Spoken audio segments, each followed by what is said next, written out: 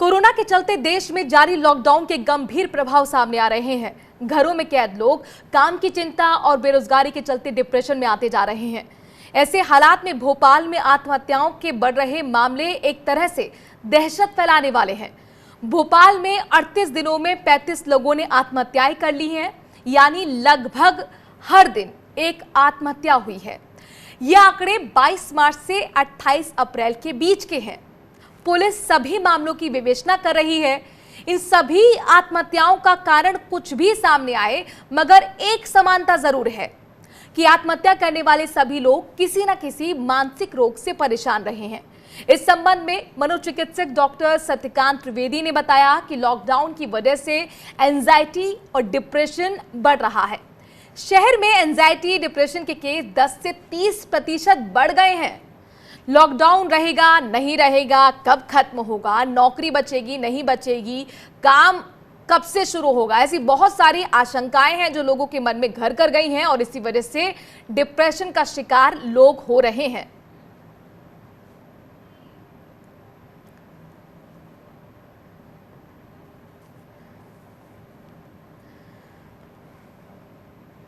और वरिष्ठ पत्रकार पंकज शुक्ला भोपाल से हमारे साथ जुड़ गए हैं। इसके साथ हमारे साथ जुड़ रही है मनोवैज्ञानिक निशा खन्ना। सबसे पहले पंकज, आपका हम रुख करते हैं। चूंकि आप ही की रिपोर्ट है तो बेहतर तरीके से बताइए क्या इसके मोटे मोटे पॉइंट्स हैं, आपकी फाइंडिंग क्या कहती है? कि मध्य प्रदेश में अगर हम देखते हैं तो मध्य प्रदेश में आत्महत्याओं की दर सबसे ज्यादा है। लगातार वो देश में दूसरे नंबर तीसरे नंबर बना रहा। केवल 2018 में जरूर वो चौथे नंबर पर था। यहाँ पर कृषकों की आत्महत्या की दर ज्यादा है, यहाँ पर युवा आत्महत्या कर रहे हैं और विधानसभा में अच्छी खासी बहस भी इस पर हुई थी कि मध्य प्रदेश में कृषकों की आत्महत्या की दर इतनी ज्यादा है कि देश में दूसरे नंबर पर था। यहाँ महिलाओं की आत्महत्या की दर सबसे ज्यादा है। और जब अलग अलग अध्ययन किए गए तो चाहे पुलिस उसका कारण शराब पीना या कुछ अलग अलग तरह के कारण बताती रही हो, लेकिन बड़ा कारण ये निकल के आया कि वे अवसाद में हैं और अवसाद का कारण उनकी सामाजिक आर्थिक परिस्थितियां हैं। अभी इस डेटा की अगर हम बात करते हैं तो 22 तारीख से लेकर 28 तारीख तक जब हम पुलिस के रोजनामचे को या पुलिस FIR को टटोलते हैं तो पता चलता है कि 38 दिनों में 35 लोगों ने सुसाइड किया है और अलग अलग वर्ग के ये लोग हैं। बैरागढ़ में एक महिला ने अपनी बच्ची का गला घोटकर खुद सुसाइड कर लिया, ऐसी घटना भी है। श्रमिकों ने काम नहीं होने की वजह से सुसाइड कर लिया, ऐसी घटना भी है। युवा जो बेरोजगारी के डर की वजह से जो आज काम जिनका बंद है उन लोगों ने भी सुसाइड किया है। तो लगातार रोज यहाँ पर आत्महत्या की खबरें भोपाल में आ रही हैं और इसका कारण निश्चित रूप से मानसिक परेशानी, अवसाद, डिप्रेशन, एंजाइटी और भविष्य क्या होगा, आगत की चिंता सबसे ज्यादा है। यानी कि आशंकित लोग हैं और इसलिए डिप्रेशन का शिकार हो रहे हैं। मनोवैज्ञानिक निशा खन्ना जी हमारे साथ जुड़ी हुई हैं। निशा खन्ना जी, आपसे समझना चाहेंगे, जो आप ये खबरें देख रही हैं कि बड़े बड़े शहरों में 10 से 30% सुसाइड रेट बढ़ गया है, लॉकडाउन में ऐसा क्यों हो रहा है? आपका अनुभव क्या कहता है? देखिए, अगर आप मुझसे पूछेंगे तो एक चीज बहुत क्लियर करूंगी, लॉकडाउन की वजह से डिप्रेशन और एंजाइटी के केसेस में ये इंडियन साइकेट्रिस्ट सोसाइटी की भी रिसर्च है, वो भी बोलते हैं कि 20% ऐसे केसेस में बढ़ाव हुआ और वे बढ़ाव 15 अप्रैल के बाद ज्यादा नोटिस में आया है। अब रही बात क्यों ये हो रहा है, तो आपको ये समझना पड़ेगा। अगर हम बिल्कुल लो सोशो इकोनॉमिक स्टेटस के लोगों की बात करें, डेफिनेटली एक तो बीमारी का डर है ही, एक लिमिटेड स्पेस में ये लोग रहते हैं और बहुत सारे लोग एक साथ अंदर रहते हैं। तो डेफिनेटली ऐसे समय में, और जो आई वुड से अगर ऐसे अपर क्लास लेवल में माना जाए, मिडिल क्लास में माना जाए, एक पर्टिकुलर स्पेस में लोग रह रहे हैं और साथ रह रहकर भी जरूरी नहीं कि आपका प्यार बढ़े। अगर आप पहले से स्ट्रेस और एंशियस एंजाइटी के सिम्टम्स आप में हैं और ऊपर से मान लीजिए इस समय में इकोनॉमिक क्राइसिस, आपका बिजनेस नहीं चल रहा, अगर आपकी नौकरी को खतरा है या पहले से अच्छा कोई परफॉर्म नहीं कर रहे थे या कोई और जिम्मेदारी थी, क्योंकि फाइनेंशियल रीजन बहुत मेजर एक कॉस्ट रीजन होता है। पर साथ ही साथ ऐसे सोशल डिस्टेंसिंग में जब हम लोगों से फिजिकली रूप से मिल नहीं पाते हैं तो एक कहीं ना कहीं एक लो फीलिंग आती ही है और लिमिटेड स्पेस में रहना, उसमें कई बार सफोकेशन महसूस होने लगता है। आप घर में ही रहते हैं, आप घर में भी किसी के साथ ज्यादा हंसी मजाक कर सकते हैं, कितना टीवी देखेंगे आप, कितना ज्यादा आप ओवर द कॉल इंटरनेट के थ्रू भी बात कर पाएंगे। कहीं ना कहीं कुछ लोगों को काम करने की आदत है, घर से बाहर जाने की आदत है, डिसिप्लिन शेड्यूल की आदत है, किसी को वॉक करने की आदत है, वो घर से बाहर नहीं जा पा रहे। तो अपने आप में ये सारी बहुत सारी चीजें हैं। और जैसा कि सर ने बोला, फाइनेंशियल प्रॉब्लम एक बहुत बड़ी प्रॉब्लम है, जो स्पेशली डे टू डे जो अर्निंग्स पर लिविंग है या जो सर्विसेज में है। क्योंकि देखिए, अगर आपका रेंटल है तो उसके भी रेंट देना है, अगर आपके नीचे एम्प्लॉइज काम करते हैं उनको भी पे करना है, तो हर तरह से हर एक इंसान के ऊपर एक फाइनेंशियल बर्डन है जी, ही। कुल मिलाकर उसके यानी कि अलावा अगर आप आपसे हम समझे तो सामाजिक स्थिति, आर्थिक स्थिति, ये दोनों चीजें जिम्मेदार हैं जिस तरह से ये केसेस बढ़ रहे हैं। हमारे साथ फोन पर मनोवैज्ञानिक राहुल शर्मा जी भी जुड़ गए हैं। राहुल जी, मैं आपसे समझना चाहूंगी आखिरकार वजह क्या है, क्या मनोवैज्ञानिक स्थिति है कि लोग आत्महत्या जैसे बड़े कदम इस वक्त पर उठा रहे हैं? देखिए, आत्महत्या इस वक्त में जो लोग कर रहे हैं उसका एक तो बड़ा कारण ये है कि या तो उनको पहले से ही कोई मानसिक समस्या है या उनका इलाज चल रहा है, अथवा वे इलाज के लिए नहीं गए, तो उनकी मानसिक समस्या या तो जाहिर है या मानसिक समस्या उनकी जाहिर नहीं हो पाई है और वो उसका उपचार नहीं ले पाए। कभी कभी क्या होता है कि बहुत सारे लोग अपनी मानसिक समस्या के बॉर्डर लाइन पर होते हैं और इस तरह की जो चीजें होती हैं, इस तरह की आपदाएं जो आती हैं, वो उनको और उनकी मानसिक समस्या को ट्रिगर कर देती हैं, एक तरह से उभार दे देती हैं, उनको और उछाल देती हैं। तो वे लोग जो आत्महत्या की तरफ को जा रहे हैं, आत्मघाती कदम उठा रहे हैं, तो या तो उनको डिप्रेशन जैसी कोई समस्या है या और किसी मानसिक समस्या के दायरे में उनको हम ले सकते हैं, जिसकी वजह से वे आत्महत्या करने के लिए बहुत ज्यादा संवेदनशील हैं। जी, पंकज, हमें ये समझाइए कि इससे पहले यानी 35 दिनों की अगर हम स्थिति की बात करें, तब क्या सूरत थी कि उस वक्त सुसाइड रेट जो था वो कैसा था?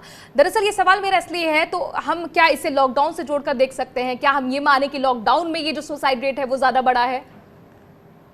देखिए, इसके पहले जो मध्य प्रदेश में आत्महत्याओं की दर थी वो गांवों में ज़्यादा थी, कृषि क्षेत्र से जुड़े हुए लोगों में आत्महत्या की दर ज़्यादा थी।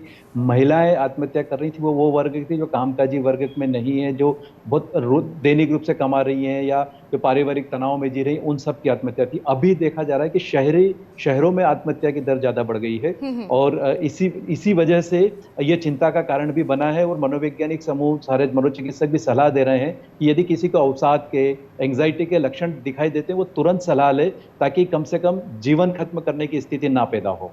निशा खन्ना जी, जैसे कि पंकज शुक्ला भी बता रहे हैं कि शहरों में ये ज्यादा मुश्किलें हो रही हैं लोगों के लिए, एंजाइटी ज्यादा उनमें बढ़ रही है। अब देखिए, पहले ही कहा जाता था कि भागदौड़ की जिंदगी है, शिकायत ये रहती थी कि आप अपनों को टाइम नहीं दे पा रहे हैं, तो ये शिकायत दूर करने का तो मौका था लॉकडाउन, फिर क्यों तनाव लोगों में बढ़ रहा है? देखिए, जब तक हम खुश नहीं है तो हम अपने आसपास के लोगों को कभी खुश नहीं रख सकते। अगर एक इंसान को डिसिप्लिन रूटीन में काम पर जाने की आदत है, अब वो घर बैठ गया, उसको अगर अपने पार्टनर के साथ टाइम स्पेंड करना है, वो थोड़ा स्पेंड एक दूसरे के साथ स्पेंड करेंगे, बहुत अच्छी बात है। बट अगर वो 24 घंटे तुम ये नहीं करो, तुम वो नहीं करो, अगर आप देखिए अब बहुत सारे घरों में देखिए मेड्स नहीं आ रही है, खुद काम करना पड़ रहा है। अगर दोनों वर्किंग है और दोनों को ही घर से काम करना पड़ रहा है तो और मुश्किल है। घर में बच्चे हैं, बच्चों को संभालना, सबसे ज्यादा problem I would say ladies पर भी बहुत ज्यादा आया है, क्योंकि हर एक की जिसे बोलते हैं ख्वाहिश को पूरा करना, किसी का कोई डिसिप्लिन रूटीन नहीं है। आई थिंक तो अप्रैल से स्कूल में क्लासेस ऑनलाइन शुरू हो गई है, जिसकी वजह से और बच्चों को डिसिप्लिन में रहना है, घंटों बैठ रहे हैं लोग और ऑब्वियस फ्रस्ट्रेशन भी है। अगर किसी आदमी का फाइनेंशियल कोई प्लान था, आपके कोई जॉब के लिए आपने कुछ प्लान किया था, कुछ बिजनेस के लिए प्लान किया था, वो सारे प्लान आपके क्रैश हो गए। अभी मैं कल ही की बात करती हूँ, मेरे एक जानकार थी, वो फर्स्ट मई को यूएस जा रही थी, उनका यूएस जाने का प्लान क्रैश हो गया। She is near about 65 plus lady, so she wants to go to meet her daughters। तो ये मतलब उन्होंने पहले से 3-4 महीने पहले से बुकिंग करा रखा था। तो आप खुद सोचिए, आप अलग अगर पति पत्नी भी घर में अकेले रह रहे हैं, घर में कोई अगर यानी कुल मिलाकर एकदम चीजें जो है वो अचानक आई हैं, लोग उसके लिए तैयार नहीं थे, ये भी एक कारण हो सकता है। मनोवैज्ञानिक राहुल शर्मा जी भी हमारे साथ लगातार फोन लाइन के जरिए जुड़े हुए हैं। सर, आप ये बताइए कि जब आपके पास पेशेंट्स आ रहे हैं तो क्या उनकी भी तादाद बढ़ गई है? वो किस तरह की परेशानी का जिक्र करते हैं आपके साथ? देखिए, पेशेंट तो लॉकडाउन के चलते उतने नहीं आ पा रहे हैं अस्पतालों में जी, फोन कॉल जरूर आती होंगी। हाँ, फोन से वे लोग जरूर बात कर रहे हैं। एक तो उनको भय बहुत ज्यादा हुआ है, असुरक्षित महसूस कर रहे हैं, उनके अंदर फ्रस्ट्रेशन लेवल बहुत ज्यादा बढ़ा है, उनको चिंता और पैनिक अटैक जैसी समस्याएं, डिप्रेशन जैसी समस्याओं की वो शिकायत कर रहे हैं। क्योंकि बार बार हाथ धोते हैं, तो बार बार हाथ धोने की वजह से भी उनको कई तरह की समस्याएं हुई हैं। और एक और जो महत्वपूर्ण समस्या जो देखने में आ रही है, जिसको हम बोलते हैं साइकोजेनिक कोविड-19 रिएक्शन, माने जिसको अगर हल्की सी भी खांसी है, जिसको अगर फीवर है, तो सबसे पहले उसका दिमाग वहीं पहुंचता है, वो कहीं मुझे कोविड-19 तो नहीं हो गया है, कहीं मुझे कोरोना तो नहीं हो गया। तो हर व्यक्ति जिसको हल्की सी खांसी होती है, हर व्यक्ति जिसको हल्का सा फीवर आता है या कुछ दिनों से उसको इस तरह के रिएक्शन है, तो उसके दिमाग में रह रहकर ये विचार आता है कि कहीं मुझे कोविड-19 की समस्या तो नहीं हो गई है। जिसको हम लोग बोलते हैं साइकोजेनिक कोविड-19 रिएक्शन, ये लगातार बढ़ रहे हैं। इसकी वजह से लोग बहुत बेचैन होते हैं, इसकी वजह से उनके अंदर घबराहट होती है, इसकी वजह से उनका पूरा घर पैनिक होता है और वो कहते हैं कि के इन प्रकार हमारा टेस्ट करा देना चाहिए। तो हल्के से लक्षण में भी उनको ये लगने लगता है कि उनको कोविड-19 हो गया है। इस तरह की समस्याएं ज्यादा बढ़ रही हैं। बिल्कुल, और लोगों को क्लैरिटी भी नहीं है कि ये कब तक चलेगा, लॉकडाउन कब खुलेगा, नहीं खुलेगा। अनिश्चितता का माहौल ज्यादा है, जिससे लोग और भी परेशान। ठीक है, निशा खन्ना जी, आप मुझे समझाइए, क्योंकि हमने जब पहला लॉकडाउन देखा तो लोगों को लगा कुछ हैपनिंग है, लोगों ने लूडो खेला, पुराने गेम खेला है, एक हेल्दी टाइम कह सकते हैं अपने परिवार के साथ बिताया। लेकिन लॉकडाउन में लोग थोड़े से स्ट्रेसफुल होने लगे, शिकायतें आने लगी, और ये रिपोर्ट तो बहुत ही भयावह है जो भोपाल से सामने आई है, मध्य प्रदेश से सामने आई है, कि हर एक दिन सुसाइड कोई ना कोई कर रहा है। अब लॉकडाउन फ्री के लिए तो बिल्कुल लोग प्रिपेयर नहीं है, ऐसा लग रहा है कि वो उन पर हावी हो रहा है। देखिए, बिल्कुल लॉकडाउन के दौरान, और जैसे ऑलरेडी मैं बोल चुकी हूँ कि जब लाइफ में आप स्ट्रेस है, आप एक न्यूरोटिक पर्सन है, आपको छोटी छोटी बात पर स्ट्रेस लेने की आदत है, तो ऐसे में लॉकडाउन, क्योंकि चेंज के लिए कोई तैयार नहीं है, चाहे वो बच्चे से लेकर बुजुर्ग हो और बुजुर्ग से लेकर कोई और हो। और इंडिया में आदत है कि आपको, अगर आप किसी को अपना मानते हैं, एक दूसरे को एक दूसरे घर पे बुला रहे, एक दूसरे से बात करना, मिलने जुलने का कल्चर है, और डेफिनेटली इस लॉकडाउन की वजह से वो कल्चर में बहुत ज्यादा डिस्टेंस आई है। बट प्लीज, अगर कोई भी इंसान स्ट्रेस में है तो मैं आपके चैनल के माध्यम से बताना चाहती हूँ कि कृपया 6 बातों का ध्यान रखिए। पहली चीज, आपको अपने आप को खुश रखना है। जब तक आप खुश नहीं है तो आप अपने साथ में रह रहे किसी भी इंसान को खुश नहीं रख पाएंगे। और अपने आप को खुश रखने के लिए खुद को डिसिप्लिन रूटीन में रखिए, फिजिकल एक्टिविटी करिए, चाहे आप योगा करिए, चाहे आप प्राणायाम करिए, नहीं तो घर की छत पर ही सैर कर लीजिए अगर कोई जगह नहीं आपके पास बाकी। सेकंड, अपने आप को किसी हॉबी में लगाइए। फिजिकल एक्टिविटी हो सके तो 1 घंटा करिए।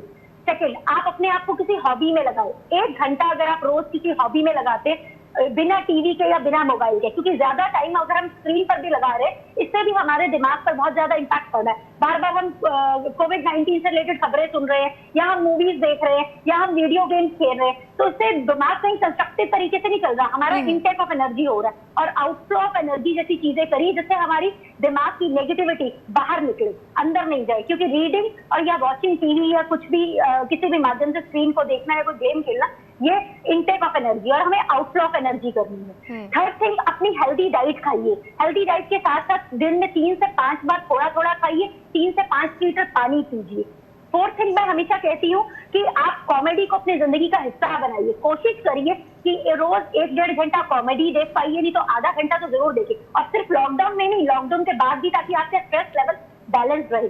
चौथा, अपने दिल की बात कहिए भी, दूसरे के दिल की बात सुनिए भी। कई बार हम गुड लिसनर नहीं होते, और अगर सुनते हैं तो अपने दिल की बात कह नहीं पाते। अगर हम लॉकडाउन के दौरान हमें कोई प्रॉब्लम है तो सामने वाले को कम्युनिकेट करिए। हमें ना बोलने का हक है, और हमें अगर जरूरत है तो हेल्प मांगने का भी हक है। और लास्ट नॉट द लीस्ट, अपनी नीड को पूरा करने की कोशिश करिए, साथ ही साथ स्माइल करिए, क्योंकि स्माइल से रिश्ते बनते हैं। और अगर आप ऐसे पार्टनर के साथ हैं या ऐसे परिवार वाले लोगों के साथ हैं जो आपको समझते ही नहीं है, तो नेगेटिविटी को अपने घर में ना लाने के लिए खुद को काम रखने की कोशिश करिए।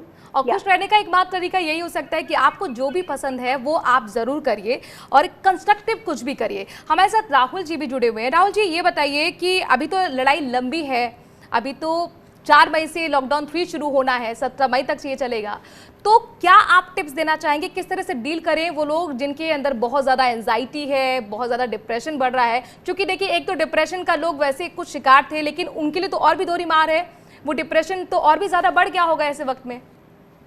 देखिए, जिनको क्लिनिकल डिप्रेशन है, जो पहले से डिप्रेशन के पेशेंट्स हैं, उनको तो यही मैं रिक्वेस्ट करूंगा कि वो लोग अपना इलाज बराबर लें, क्योंकि अस्पतालों में उपलब्ध है इलाज, और कोविड-19 के लिए सर्विसेज के अलावा जो एसेंशियल हेल्थ सर्विसेज हैं वो लगातार उनमें उपचार दिया जा रहा है, उनके प्रावधान किया गया है। और जो लोग, अगर लगता है घर वालों को महसूस होता है कि इनको डिप्रेशन हो रहा है और इनको एंजाइटी की प्रॉब्लम हो रही है, उनके लिए भी ये सजेशन है कि वो टेलीफोनिक परामर्श लें या अस्पताल में जाकर के मनोचिकित्सक से बात करें। उसके साथ साथ घर के स्तर पर जो हम कर सकते हैं, उसमें ये बहुत जरूरी है कि हम अपने आसपास के पूरे वातावरण को थोड़ा व्यवस्थित करने की कोशिश करें। तमाम सारे काम जो हमारे पहले से पेंडिंग पड़े हुए हैं, उन कामों को हम निपटाने की कोशिश करें।